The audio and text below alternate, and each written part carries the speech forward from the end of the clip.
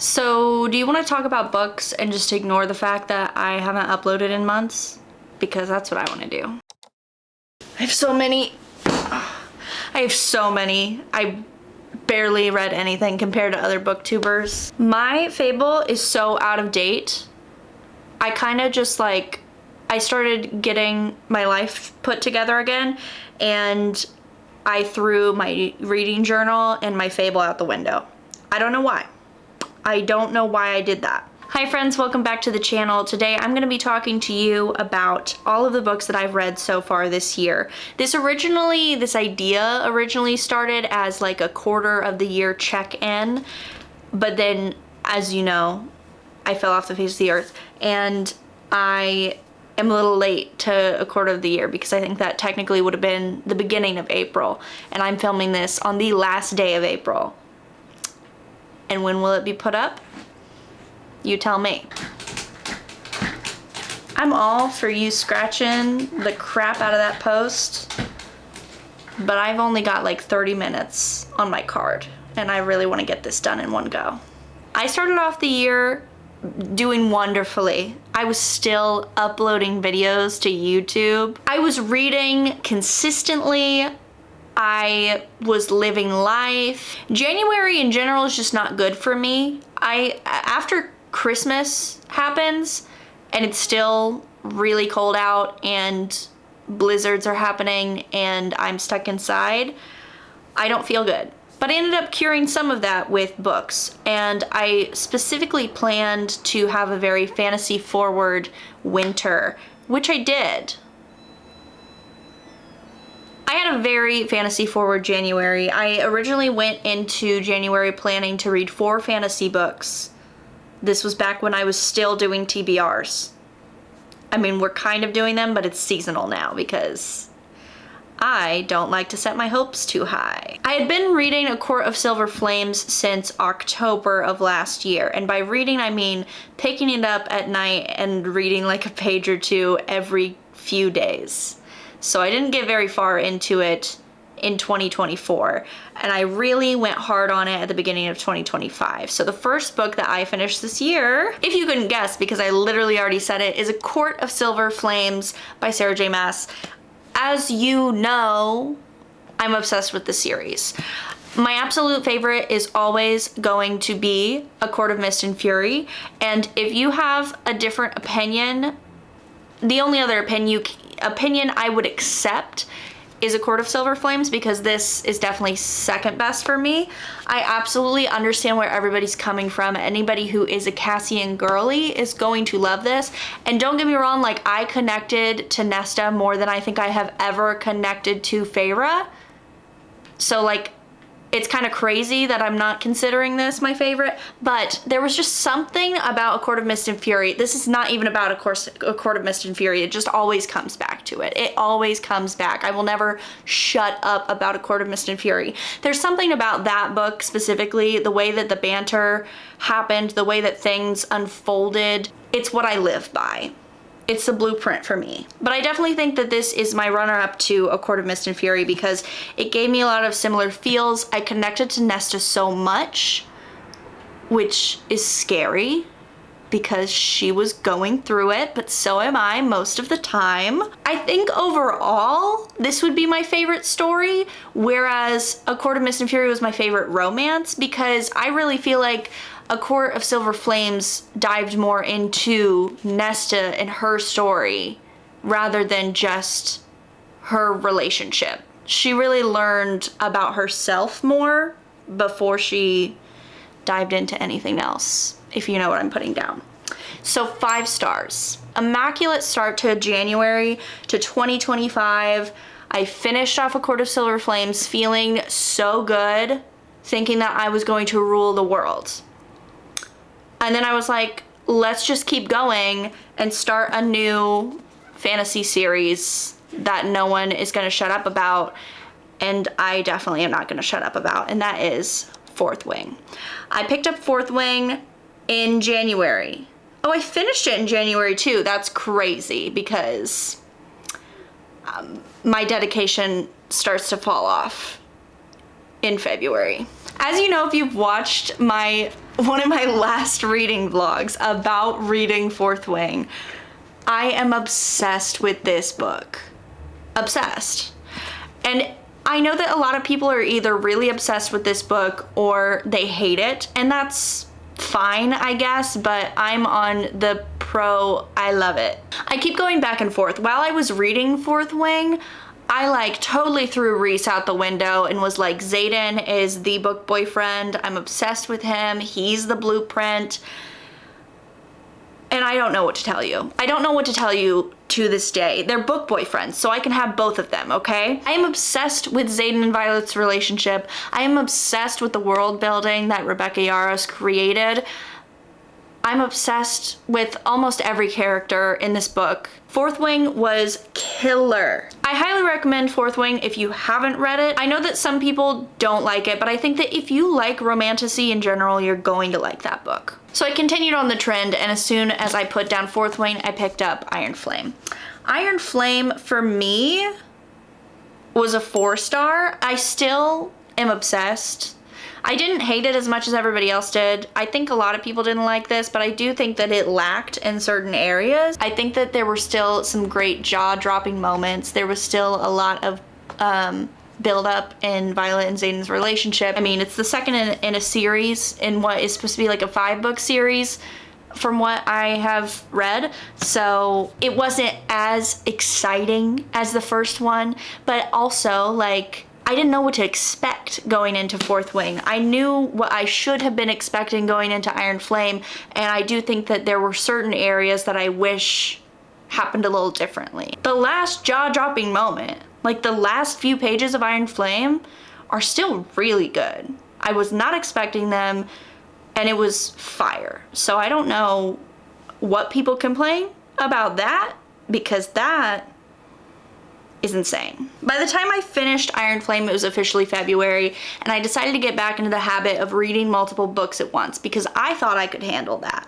But also because I had planned on reading a bunch of romance books in February, specifically romance books by Ali Hazelwood, Lila Sage, and B.K. Borison, which I'll talk about in a second. So while I was reading Onyx Storm, I decided to listen to Done and Dusted, even though I literally own the physical copy. I decided to listen to it on audiobook. I don't know, girl. I don't know. But I did think that it was a really, really good listen. The narrators were really good. They killed that performance. And per usual, like cowboy romance, I am just going to be a sucker for. And I'm really excited to pick the series back up. So far, this is the only book in the Red Blue Ranch series that I've read, but I have Swift and Saddled, and I need to read it.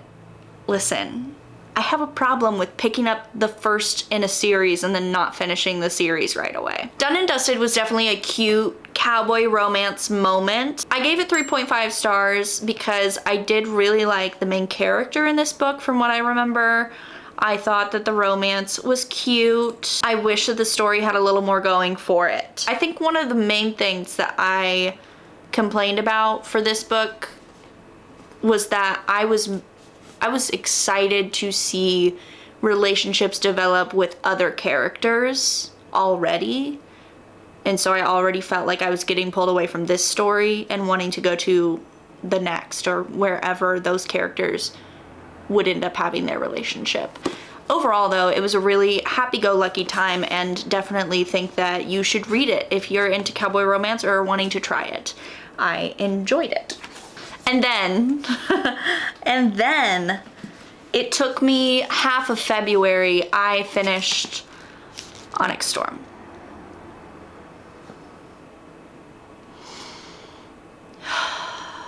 This is the book that put me into a book slump, truthfully. And it's not like a bad thing. I really enjoyed this book. I gave it 4.5 stars. I still didn't think that it reached Fourth Wing potential, but I really enjoyed it. Especially, one thing that I enjoy that a lot of people didn't is there is so much more world building in Onyx Storm. You get to learn a lot more about the surrounding areas. You're not just stuck inside the War College. So I don't know. I enjoyed that. I enjoyed getting all these random names thrown at me and learning what they meant and learning more about the lore, because that's just me. I like that stuff. And I think that everybody should have been expecting that, because this is the third book in a 5-book series. So that's what you're going to get. Onyx Storm was a wild ride. The ending left me speechless. I truthfully felt like I was Bella for the last 2 months since I finished that book, just sitting in my chair, staring out the window and watching winter turn into spring and not doing anything, because all I think about is Onyx Storm. I'm not doing spoilers in this video, but if you've read Onyx Storm, you need to connect with me for a moment. What I read at the end of this book, the time that I missed out on that I'm not gonna get to know about until the next book comes out, I lost my mind. I lost my mind. I'm currently losing my mind. It's my Roman Empire. I still feel like there's an Onyx Storm-sized hole in my chest, but we're getting better. Just because it put me in a book slump, though, doesn't mean that I wasn't reading. It just took me a lot longer to read things. For instance, the next book that I read, I actually listened to Deep End by Ali Hazelwood. It took me way too long to listen to this. For reference, I finished listening to Done and Dusted in 3 days, and Deep End took me 3 weeks. Mixed with the beginning of a book slump that I'm getting from Onyx Storm, to then reading Deep End, which I really did not enjoy, just sent me further into my book slump. At the time, I gave Deep End 2.75 stars, and honestly, I think I was being a little generous. I think I would bring that down to just 2 at this point in my life. Don't know what I was expecting with this book, but it didn't hit the mark for me. And I knew that it was not supposed to be like usual Ali Hazelwood books. Like, it was specifically marketed as a kinkier Ali Hazelwood book. If that's what you're expecting, that's not what you're going to get. It's not that kinky. It's spicy. It's spicier than a usual Ali Hazelwood book, but I don't necessarily think that mixes with kinky. A similar situation to Done and Dusted, but on a deeper level. I really did not connect with the characters as much as I did other characters in this universe. And that's saying a lot, because I barely connected with any characters in this universe. I did not care about them. The characters that I cared about the most are the characters from The Love Hypothesis. That made me scream. That made me scream as soon as I realized Dr. Adam Carlson was making a cameo. That freaked me out, and I was jumping for joy, because they made the whole book for me. 2 out of 5 stars. After I finished listening to Deep End, I started listening to Icebreaker by Hannah Grace. And once again, don't know why I did that. I literally own a physical copy. This audiobook was a little better, and for some reason, my rating is just not on Fable. I think I ultimately gave it 3 stars, which is just pretty mid for me. This was my first time, I guess Deep End was technically my first time, but then this was my second time kind of getting into a sports romance, and this is more heavily sports romance, I feel like. And I was super excited because figure skating and hockey player, like, that goes together very well. I just was expecting more. I also just got really bored in the middle of this book. I felt like at the 75% mark, the book just could have been over. And so I felt like I was just being dragged along with the story, and I lost interest. But that's all okay, because the next book that I read was First Time Caller by B.K. Borison. And this book is the whole reason I wanted to read so many romance books in February, which I didn't even end up reading that many because I was in a book slump. I was gearing up to go to my first author event ever, and my first author event of the year, and that was to go see B.K. Borison talking about First Time Caller. And she was in conversation with Lila Sage and Ali Hazelwood, and it was the most amazing night. I went with my sister, and they were at this venue that's like a historic theater in a small town near where I am, and it was so amazing. It was so amazing. All 3 of those ladies are hilarious together. And I loved just getting to listen to them talk about writing, especially because I am like trying to become a writer and learning more about other people and their techniques or lack thereof is really interesting to me and gets me a little more motivated to actually want to write and even read more of certain genres. So it was a really amazing time, and if any of those 3 people are ever doing an author event in a city near you, I definitely think you should check it out because they're all really talented writers.